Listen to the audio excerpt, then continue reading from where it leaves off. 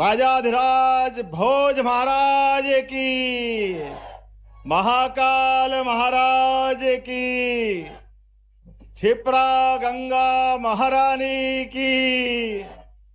आज गंगा दशमी का पावन उत्सव का दिन और धार नगरी, राजा भोज की नगरी, राजा भोज और विक्रमादित्य और हर्षवर्धन, अतीत के काल के मालवा के ये ऐसे लाल जिनके कारण से सनातन संस्कृति सदैव आनंद के साथ दुनिया के बीच छाती ठोक कर अपनी एक अलग पहचान बनाती है। हमारे लिए सौभाग्य की बात है, आज हमारे अपने इस धार नगर में राजा भोज, जिनके अपने व्यक्तित्व के परिचायक, उनकी हस्तलिखित पुस्तकें, उनके इसी प्रकार के बहुत सारे पुरातत्व महत्व के स्थान। अब आप बताओ, विश्व का सबसे बड़ा शिवलिंग भोपाल के पास भोजपुर में अगर बनवाया तो राजा भोज ने बनवाया था। हमारे लिए सौभाग्य की बात। तालाब बनाने में भी, तालाब भी ऐसा कि आज के समय में भी आज उस टेक्नोलॉजी को लोग नमन करते हैं। राजा भोज ने नदी की मुख्य धारा को बंद करने के बजाय अपने पानी को भरने के लिए चट्टान का चारों तरफ का एक खाली, आज दुनिया के अंदर ये टेक्नोलॉजी अच्छे अच्छे विद्वान दांतों तले उंगली दबा करके 1000 साल पुराने उस भोज के काल को याद करके धन्य होते हैं। यहाँ हमारा लोह स्तंभ 45 फीट लंबा लोह स्तंभ जो 3 टुकड़ों में है, जोरदार अभिनंदन करो, जिनके कारण से अरब का उस समय का इतिहासकार अल-बरूनी जिस बात को कोट करके कहता है कि ऐसा कभी सुना ही नहीं कि लोहे के स्तंभ पर जंग नहीं लगे, वो स्तंभ भी यहाँ मिलता है।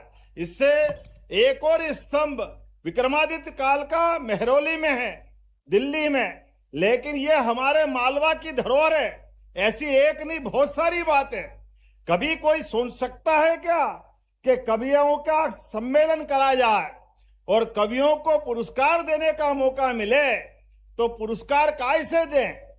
कविता की एक एक पंक्ति के एक एक शब्द के लिए सोने की ईंट के बराबर पुरस्कार देने का सामर्थ्य राजा भोज में था। इतना गौरवशाली अतीत राजा भोज के काल का, जहां वो एक तरफ साहित्य के लोगों को प्रेरित करते, लेकिन साहित्य के साथ पुरातत्व, आयुर्वेद, वीरता, धीरता, गंभीरता, पराक्रमशीलता और इतिहासवेत्ता, जितने गुणों की बात करो, राजा भोज के अंदर संवर्ती काल का कोई राजा उनके आसपास दिखाई नहीं देता, जिनके कारण से उधर तमिलनाडु के पास तक एक भोज मंदिर वहां भी मिलता है।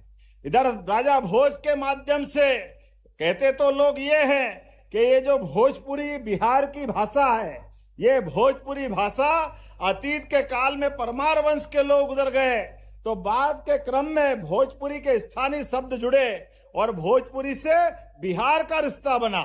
ये हमारे अपने अतीत के गौरवशाली पन्ने हैं।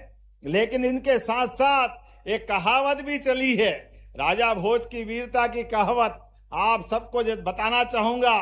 कहाँ राजा भोज के साथ एक अपभ्रंश करके कहावत जुड़ गई, लेकिन राजा भोज ने अपनी सेनाओं के सामर्थ्य के बलबूते पर युद्ध में जो धाक बनाई दुनिया के अंदर, 1000 साल पहले जब राजा भोज ने युद्ध करते हुए तेलप और गांगे, ये 2 अलग अलग राजा हैं। एक बार में जैसे भारत युद्ध करे और 2 बड़े बड़े देश को हरा दे, ऐसे राजा भोज ने युद्ध करते हुए गांगे और तेलप दोनों को युद्ध में हराया था। इसलिए दुनिया में कहावत चल गई थी कि कहाँ राजा भोज और कहाँ गांगे तेलप। ये गौरवशाली अतीत और ये मुहावरे का सही अर्थ उस काल का जाना जाता है। लेकिन मैं माननीय न्यायालय के माध्यम से हमको मालूम है ये विक्रम संवत 2083 चल रहा है, लेकिन विक्रम संवत 2083 के पहले 82 जो था उसमें वसंत पंचमी भी आई और वसंत पंचमी के साथ ही हमारा अपना भोज का ये धार नगरी का इतिहास बदलने लगा। हमारे लिए सौभाग्य की बात है। यशस्वी प्रधानमंत्री का जोरदार अभिनंदन करें श्रीमान नरेंद्र मोदी जी का। जोरदार दोनों हाथ ऊपर कर जोरदार ताली बजा करके, जिसने शासन के पैमानों पर विरासत से विकास की बात की है।